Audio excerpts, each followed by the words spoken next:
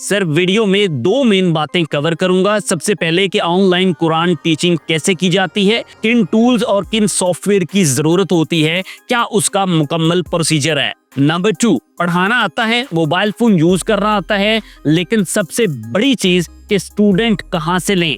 3 तरीके आपको ऐसे बताऊंगा जो आपकी काफी हेल्प कर सकते हैं। लेकिन एक बात यहाँ पे इम्पोर्टेंट है कि इस वीडियो को आप मुकम्मल देख लेते हैं तो तरीकेकार तो आपको समझ आ जाएगा, लेकिन कारी साहबान एक मिस्टेक करते हैं जिस वजह से वो आगे बढ़ नहीं पाते। वो मिस्टेक क्या है, उसको कैसे आप ओवरकम कर सकते हैं, तो भाई वो भी इस वीडियो के एंड पर आपको बताने जा रहा हूँ। वकास भट्टी चैनल पर नए हैं, सब्सक्राइब कर लीजिएगा और वीडियो पसंद आए तो लाइक भी कीजिएगा। वीडियो का लिंक अपने पास संभाल लें या इन पॉइंट्स को नोट कर लें। आइए पहले मोबाइल से सीख लेते हैं और उसके बाद आपको आगे बताता हूं। अच्छा जी, पहले हम उन टूल्स की बात कर लेते हैं जिनसे हम अपनी क्लास को मैनेज करेंगे, जिनसे हम अपने स्टूडेंट्स को डील कर सकते हैं। तो एक है जी उनमें से गूगल क्लासरूम। अब इसमें सीन क्या होता है, जब आपके पास स्टूडेंट्स ज्यादा होते हैं तो आपको यहाँ पे 2 ऑप्शंस मिल जाते हैं, एक क्लास को क्रिएट करने का, दूसरा क्लास को ज्वाइन करने का। तो भाई इनमें यहाँ आप मल्टीपल क्लासेस बना सकते हैं, अपना पूरा कैलेंडर जो है उसको मैनेज कर सकते हैं। आपको पता होगा कि कौन सी क्लास, कौन से स्टूडेंट्स को आपने कब डील करना है।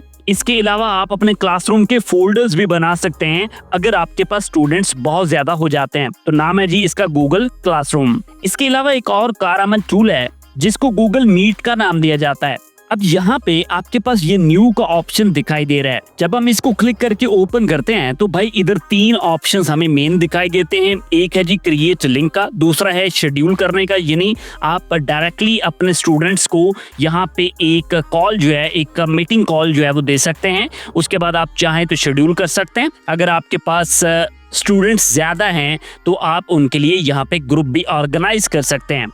लें सर, फॉर डेमो मैंने यहाँ पे मदनी कायदा जो है वो ओपन कर लिया है। आप कोई भी कायदा जो है वो यूज कर सकते हैं जो आपको पढ़ाना पसंद है। तो मैं जस्ट आपको सिखाने की गरज से इसे ओपन कर रहा हूँ। तो यहाँ आप देख सकते हैं जी मुख्तलिफ किस्म के लेसन्स आपके पास मौजूद हैं। लेसन नंबर 1 ओपन करते हैं तो उसकी कंप्लीट इन्फॉर्मेशन आपके पास आ रही है, स्टूडेंट्स को कैसे आपने पढ़ाना है। जैसे अभी आप मेरी स्क्रीन के ऊपर देख रहे हैं, तरीकेकार आपको इसी तरह का बता रहा हूँ कि आपका स्टूडेंट आपकी बात सुन भी सकता है और साथ में जो आप उसे स्क्रीन शेयर करके दिखा रहे हैं वहां से वो देख के समझ भी सकता है। ठीक है, तो आई होप आपको भी ये इजी लग रहा है और आपके स्टूडेंट को भी इजी लग रहा है। आप चाहें तो कोई और कायदा यूज कर लें। आप कुरान पाक को जो है वो इस तरह से शेयर कर सकते हैं, यानी उसके औराक जो है वो इस तरह से शेयर किए जा सकते हैं स्क्रीन के थ्रू।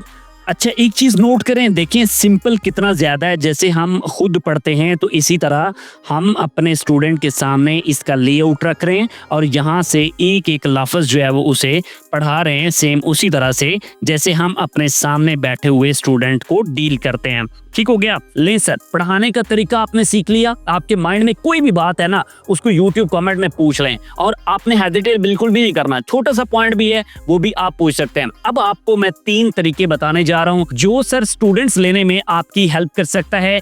अब इन तीनों में जो सबसे पहला तरीकेकार है वो ये कि आप रवायती प्लेटफॉर्म यूज कर सकते हैं। अब उनके ऊपर क्या होता है, आप जब अपनी कुरान टीचिंग के लिए जाते हैं तो सबसे पहले आपको प्रोफाइल बनानी होती है और उसके बाद प्लेटफॉर्म आपकी प्रोफाइल को रिकमेंड करता है मुख्तलिफ स्टूडेंट्स को। स्टूडेंट उसमें इंटरेस्टेड होते हैं तो वो भाई आपसे प्रोफाइल के थ्रू ही राब्ता कर लेते हैं, यानी उसी प्लेटफॉर्म के ऊपर। तो इस तरीकेकार से आपको स्टूडेंट्स जो है वो मिल जाते हैं। इस तरीकेकार में काफ़ी टाइम भी लग सकता है और भाई आपकी काफ़ी मेहनत भी लग सकती है। और अगर आपकी प्रोफाइल अच्छी नहीं है तो ये भी पॉसिबल है कि आपकी रिकमेंडेशन जाए ही ना, यानी आपको एक भी स्टूडेंट ना मिले। अब सर जो तरीका नंबर 2 है ना, ये आपके अपने हाथ में है। अब इसमें क्या है कि आप अपने सोशल मीडिया अकाउंट्स के ऊपर अपनी पब्लिसिटी खुद से कर सकते हैं। आप भाई अपने आप को खुद से बनवा सकते हैं। आप अपनी पोस्ट लगा सकते हैं, बैनर लगा सकते हैं और उसके बाद रेगुलर जब उसके ऊपर अपना कंटेंट डालते रहते हैं तो उसकी रीच बढ़ जाती है। जब रीच बढ़ जाती है,